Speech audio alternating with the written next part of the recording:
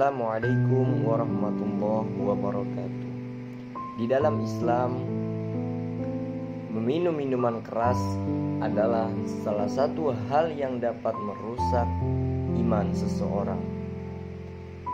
Minuman keras adalah segala jenis minuman yang memabukkan dan membuat akal manusia menjadi tercemar dan hilang kesadarannya, sehingga waktu seseorang yang meminumnya mabuk, binasalah status mukallafnya. Bekas yang ditinggalkan dalam tubuh manusia karena akibat minuman keras justru alat yang penting, yaitu adalah akal. Sedangkan kedudukan akal adalah yang membedakan jenis manusia dengan binatang. Oleh karena itu, syariat Islam sangat menghormati dan memelihara kemurnian dan kesehatan akal, sehingga dalam penentuan sah atau tidaknya sah sesuatu ibadah atau muamalah, diantaranya ialah berakal sehat. Minuman keras yang sangat terkenal adalah khamar, yang termasuk jenis ini adalah wine, whisky, brandy, malaga, bir, dan lain sebagainya. Selain daripada jenis minuman yang sifatnya cair, termasuk juga benda padat yang memabukkan seperti candu, ganja, dan morfin. Oleh karena minuman keras itu mempunyai pengaruh memabukkan yang menghilangkan kewarasan akal, maka hukum minuman keras itu adalah haram. Nabi Shallallahu Alaihi Wasallam bersabda, "Ma askaro kathiru wa qalilu haramun," yang artinya adalah sesuatu yang banyaknya memabukkan, maka sedikitnya adalah haram. Hadis riwayat Nasai dan Abu Daud. Firman Allah Subhanahu wa taala berbunyi, "Ya ayyuhalladzina amanu innamal khamru wal maisiru wal ansabu wal azlamu rijsum min amalis syaitan fajtanibuhu la'allakum tuflihun." Yang artinya adalah, hai orang-orang yang beriman, sesungguhnya minuman khamar, berjudi, berkorban untuk berhala, mengundi nasib dengan panah adalah perbuatan keji, termasuk perbuatan syaitan. Maka jauhilah perbuatan-perbuatan itu agar kamu mendapat keberuntungan. Quran Surat Al-Maidah ayat 90. Minuman keras mempunyai akibat negatif yang sangat banyak. Di antaranya adalah minuman yang memabukkan tidak dapat melepaskan dahaga, bahkan menambah dahaga.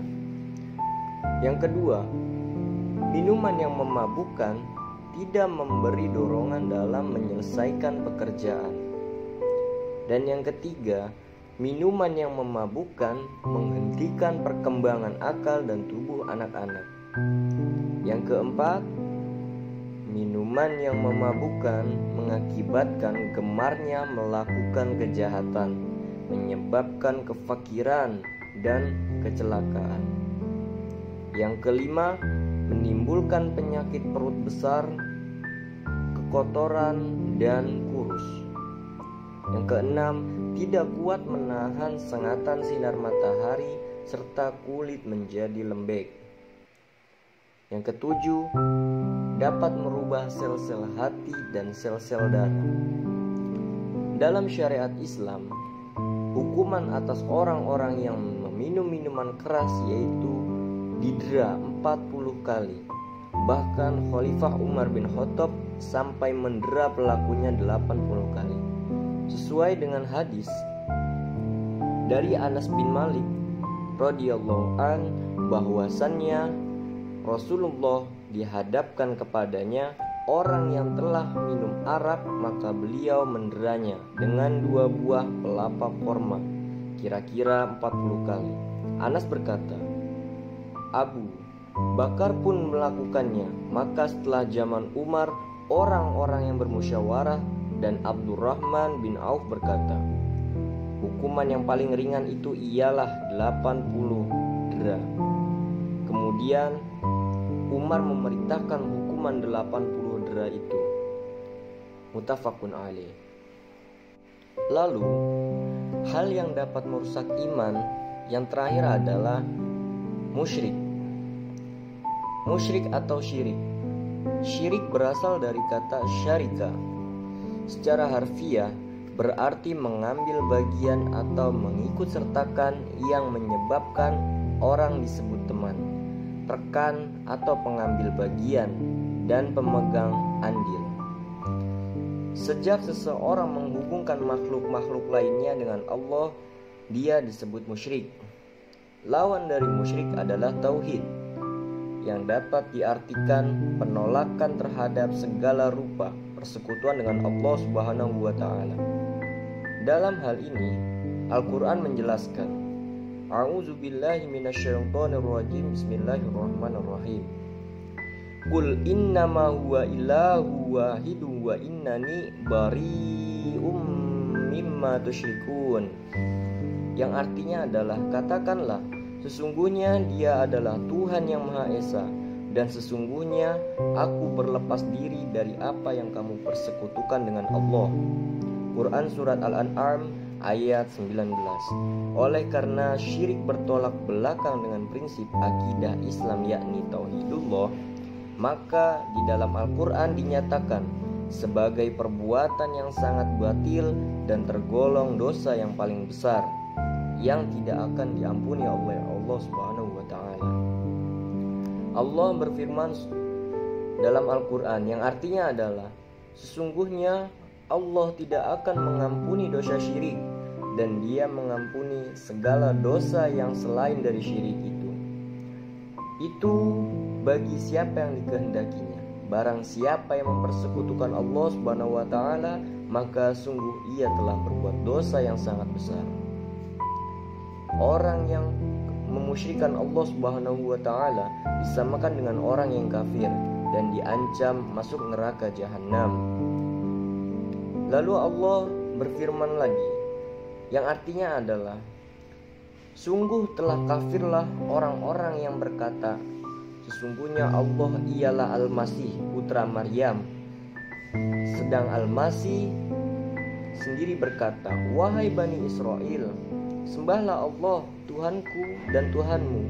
Sesungguhnya orang yang mempersekutukan sesuatu dengan Allah, maka pasti Allah mengharamkan kepadanya surga, dan tempatnya ialah neraka.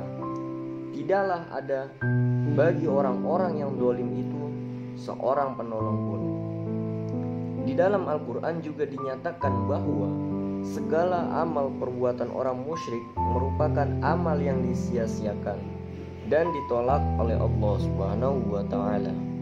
Perbuatan syirik itu meliputi menyembah kepada selain Allah, mempercayai bahwa beberapa makhluk Allah memiliki sifat-sifat ketuhanan, kepercayaan bahwa Tuhan bertempat dalam diri seseorang, menganggap bahwa Tuhan mempunyai anak, menjadikan pemuka agama sederajat dengan Tuhan, menuhankan hawa nafsu dengan menuruti bisikan-bisikannya, mengerjakan perbuatan yang tidak ditunjukkan semata-mata untuk Allah Subhanahu wa taala atau dalam kurung tidak lillahi ta'ala. Al-Imam Fakhr Al-Din Ar-Razi menjelaskan bahwa syirik bukan hanya menyembah berhala, melainkan juga dengan mengikuti keinginan hawa nafsu dan memilih sesuatu di dunia atau akhirat yang dianggap menjadi teman dan menolong selain Allah Subhanahu wa taala. Syirik menyebabkan pendukungnya menjadi budak-budak pada benda-benda ciptaannya yang dengan cepat sekali menyebar luaskan eksploitasi, korupsi, kebencian, iri hati, kebohongan, dan kebanggaan, serta ketidakadilan sosial dan kejahatan-kejahatan lainnya. Seseorang musyrik selalu menyandarkan nasibnya pada benda-benda materi. Karena dia menyembah benda itu, kepercayaan pada diri sendiri goyah, dan setiap saat merasa takut dan khawatir seandainya melihat kekurangan pada benda-benda itu.